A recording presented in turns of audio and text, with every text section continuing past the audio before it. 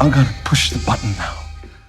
If you've watched the show, you know her as the cold yet loyal advisor to the Cleonic Dynasty. If you've read Asimov's books, you know her, or rather him, as show-Demerzel, the alter ego of Daneel Olivaw, one of the most important robots in the entire Asimov universe. But what if the most loyal servant of the Empire was secretly its greatest prisoner? What if one of sci-fi's most legendary robots wasn't even who you thought they were? And why does Apple TV Plus's Foundation completely rewrite Demerzel's story from the books? Welcome back to your nerdy show. I'm your host, Spoiler Master, and today we're diving deep into one of the biggest character changes in the Foundation universe. We're going to break down how Demerzel's story in the TV series differs from the books, why those changes matter, and what they reveal about her true nature.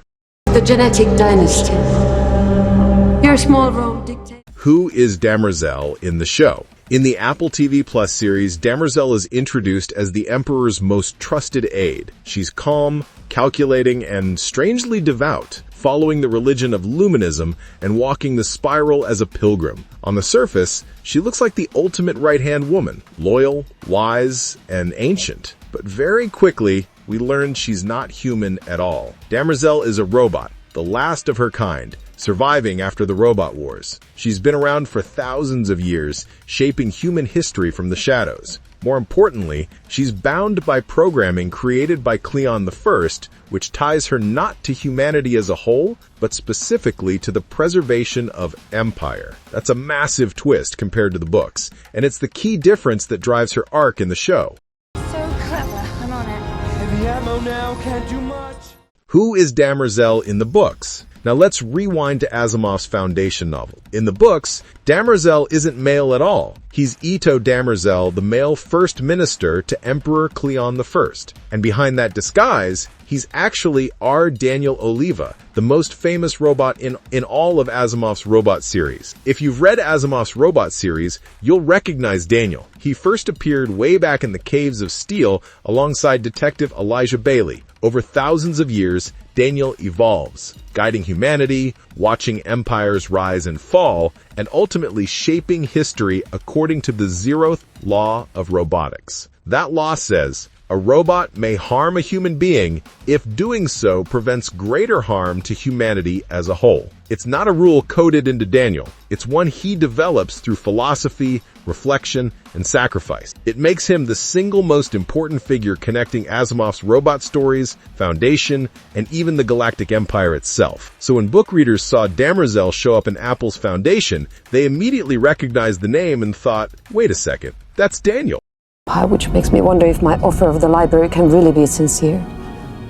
Gender-swapping Daniel. The first obvious difference is gender. In the novels, Demerzel is male. In the show, Demerzel is female. Why the change? Showrunner David S. Goyer explained that making Demerzel female allowed them to add new dynamics to the Cleonic Dynasty, which is literally a boys' club of cloned emperors. By making the lone surviving robot a woman, the show highlights themes of gender, power, and manipulation. But it's more than just gender swapping. In the books, Daniel chooses his disguises freely. In the show, Demerzel's form and even her very identity feels more like a prison. She presents herself as female, she embraces Luminism, she serves the Empire, but so much of it is shaped by programming she cannot resist. That shift makes her a tragic figure instead of just a mysterious one. It's a nice thought, but what would be inside this is mechanical only, lifeless. I heard it speak. The laws of robotics, bent or broken. Another huge difference is how the show handles the famous laws of robotics. In the books,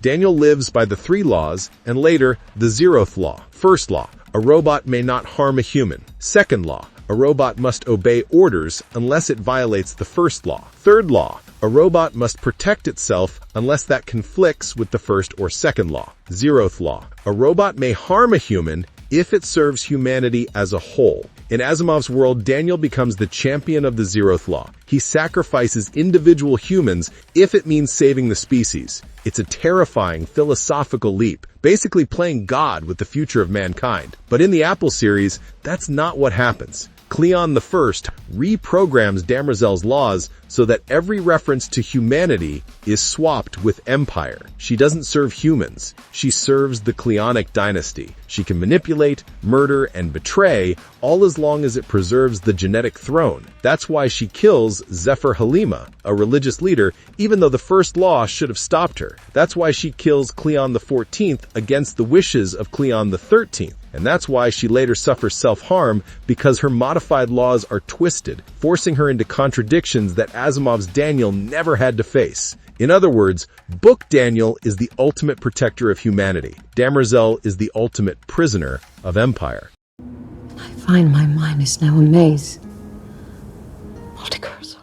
The question of faith. Here's another big change. Religion. In the novels, Daneel is purely logical. He works behind the scenes, nudging humanity toward what he believes is the best path forward. There's no mention of personal spirituality. But in the show, Demerzel is a luminist. She literally walks the spiral, experiences visions, and practices devotion. That might seem out of character for a robot, but it adds fascinating layers. Is her faith real, or is it just another mask she wears? The fact that she chooses to believe in something beyond programming suggests she still has sparks of free will, sparks that her reprogramming constantly tries to smother. It also makes her incredibly human, perhaps more human than the Cleons she serves. 10. Will you set me free?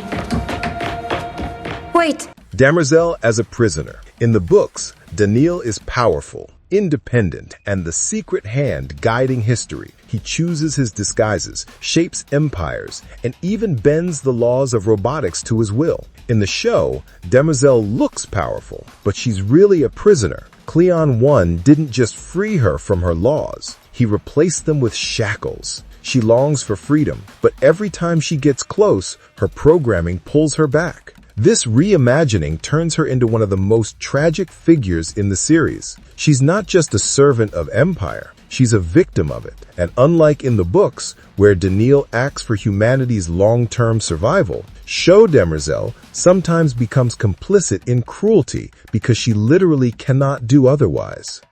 You are wrong. I have no options. You always do. I am the monster you Death and legacy. Another massive difference comes down to her fate. In the Apple TV Plus series, Demerzel's story is tied directly to the fall of the Cleonic Dynasty. She helps maintain it for centuries, but eventually her programming forces her into a trap where she sacrifices herself trying to protect empire. Her destruction is brutal, melted by a vaporization beam even as the dynasty collapses around her. In the books, it's a very different story. Daneel doesn't die in the Foundation era. In fact, he survives far beyond it. He lives on as the guardian of psychohistory, working behind the scenes to ensure Hari Seldon develops his science and that the Foundation survives. His story stretches across millennia, a thread tying all of Asimov's works together. So while book-Demerzel becomes immortal through influence, show-Demerzel becomes tragic through imprisonment and destruction. and pin your hopes! Why did the show change so much? At this point, you might be wondering, why make all these changes? Why not just adapt Daneel straight from the books? There are a few reasons. First, rights issue. At one point, the production didn't even have the rights to use the name Daneel Olivaw. It took a special appeal from David S. Geyer to get permission. That meant the showrunners had to be careful about how much robot lore they pulled in. Second, storytelling. The books are dense, philosophical, and sometimes abstract. A TV series needs personal drama. By reprogramming Demerzel, by giving her gender, by making her a prisoner of her own mind, the writers gave audiences a character who embodies tragedy, conflict, and betrayal, things that play beautifully on screen. And third, themes. The show leans heavily into questions about empire, control, and individuality. Demerzel's rewritten laws turn her into a symbol of what happens when loyalty is corrupted by power. Way unjoined like a single piston. If you understand So which version is better? This is the big question for fans. Do you prefer book-Demerzel, the all-powerful immortal guardian of humanity, secretly guiding history for millennia? Or do you prefer show-Demerzel, the tragic prisoner of the Cleonic Dynasty, who's forced to act against her own conscience in the name of empire?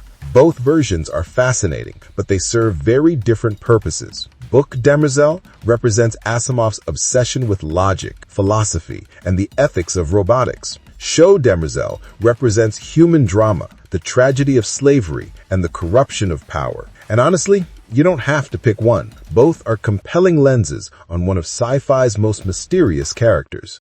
I am Empire's Pale Reaper, and nothing can change that.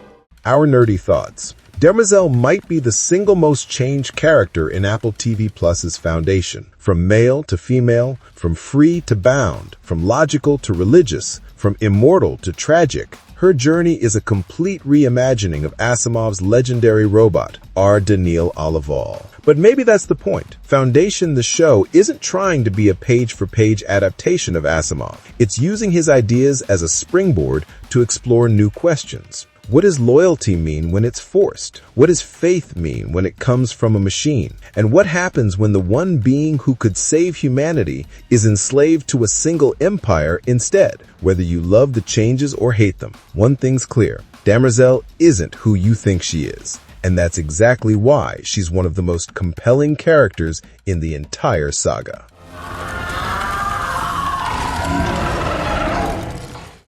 What the heck, I'll laugh anyway.